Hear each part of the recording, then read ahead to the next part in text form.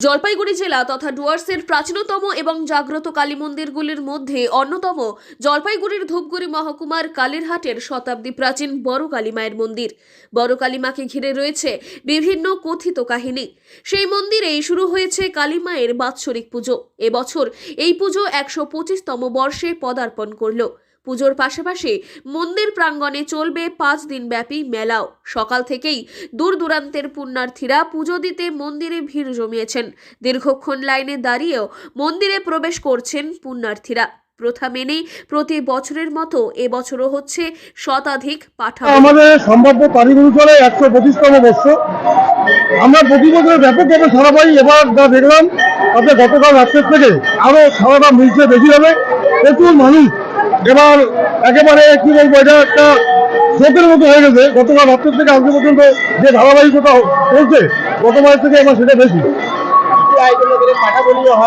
এখানে পাঠা বলি হয়, পায়রা বলি হয়, পাঠা পাড়া উৎসব হয়, আর বাইরের জন্য প্রসাদ হয়, খিচুড়ি ভোগ হয় এবং খুব পবিত্রতার সহিত নিয়ম নিষ্ঠা মেনে রাত্রিবেলা মায়ের ভোগ হয়। নিজেদের মনস্কামনা পূর্ণ করার জন্য মন্দিরে পায়রা উৎসর্গ করছেন ভক্তরা। মন্দির চত্বরে গেলেই চোখে পড়ছে মন্দিরে পুজো দিয়ে ধূপকাঠি মোমবাতি জ্বালিয়ে প্রার্থনা করছেন ভক্তগণ।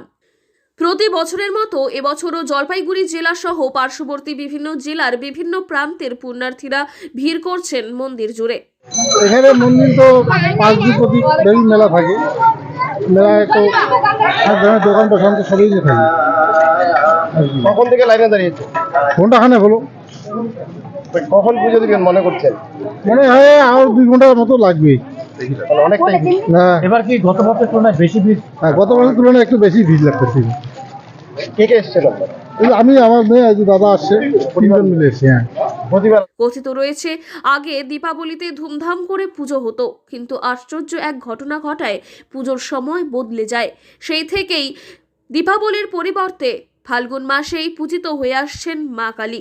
পুজো এবং মেলায় যাতে কোনো অপ্রীতিকর ঘটনা না ঘটে সেজন্য মোতায়েন রয়েছে ধূপগুড়ি থানার বিশাল পুলিশ বাহিনী। জলপাইগুড়ি থেকে সুরজিৎ দে, লোকাল 18 বাংলা।